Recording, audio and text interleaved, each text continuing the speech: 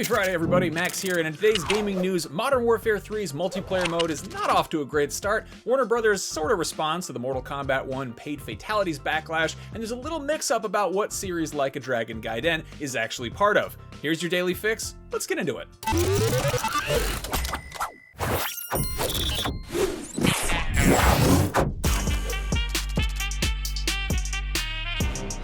Call of Duty Modern Warfare 3 is officially out today, November 10th, and already Activision has had to yank various multiplayer maps out of the game because of spawn points that were causing absolute carnage. One map in particular, Quarry, when played on the hardpoint game mode, was found to spawn players in the same spot over and over again, letting the opposing team gun them down for fun. And obviously, that's kind of the point of these games, but if it's unfair, it's not really that much fun.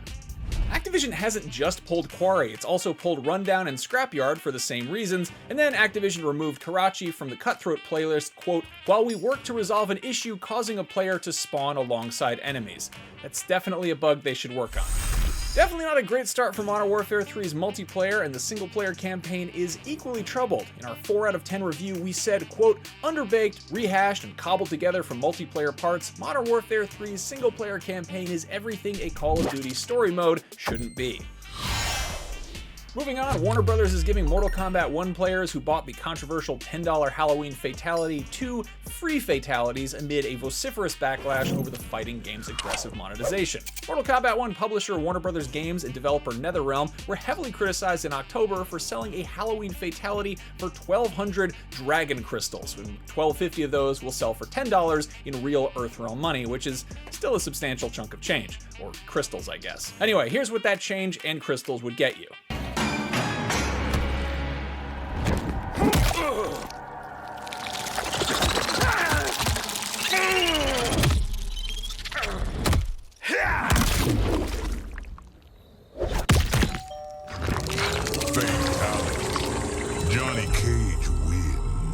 Yuck. Anyway, as Mortal Kombat 1's first DLC character Omni-Man goes live, we have word that a seasonal fatalities bundle will be sold starting next week.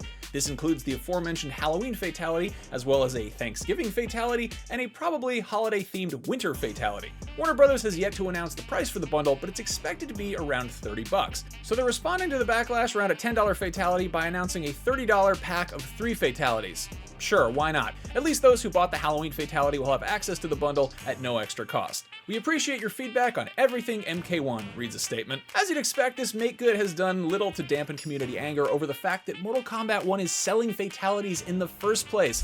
There's a general sense of negativity around the game, with many players saying the freemium-style monetization has no place in something people paid at least $70 for. Warner Brothers says that Mortal Kombat 1 sold over 3 million copies since launch, although sales appear to be down compared to its predecessor, Mortal Kombat 11, at least across Europe. If you're playing, check out IGN's Mortal Kombat 1 Fatality List Guide. It's totally free, unlike some of the actual fatalities. You know, back in my day, Mortal Kombat fatalities only cost a quarter. You know, at the arcade, because that's how you used to have to play that game.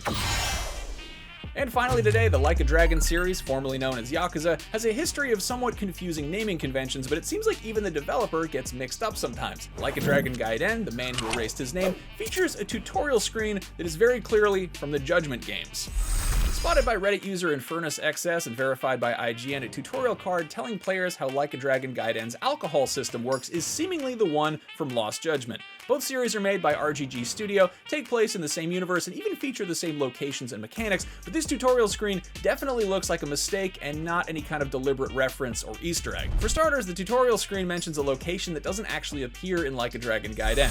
Both Kamurocho and Ijincho are known for their long-established bar districts, the explanation reads, and while this is actually very true, Like a Dragon Gaiden doesn't take place in Kamurocho at all. Kamurocho and Ijincho did both show up in the last Judgment game, Lost Judgment. And on top of that, the screen also refers to the EX gauge, the mechanic in Judgment which lets players execute special moves, but in Yakuza / Like a Dragon, it's called the heat gauge. IGN has reached out to Sega for a comment, but I have a feeling they're probably just going to fix this rather than make a big deal out of it like we're currently doing. In Japan, the Yakuza series has always been called Like a Dragon, but it wasn't until 2020's installment, Yakuza Like a Dragon, that it was used in the Western branding. Earlier this year, the remastered samurai spin-off Like a Dragon Ishin dropped the Yakuza name entirely, and Like a Dragon Gaiden is continuing this tradition. If you haven't been keeping track, Gaiden is a side story that sets up next year's mainline entry, Like a Dragon Infinite Wealth, which is a direct sequel to Yakuza Like a Dragon. Basically, Infinite Wealth is Yakuza 8, Like a Dragon, the Yakuza Like a Dragon, that's 7, and Infinite Wealth is 8, and then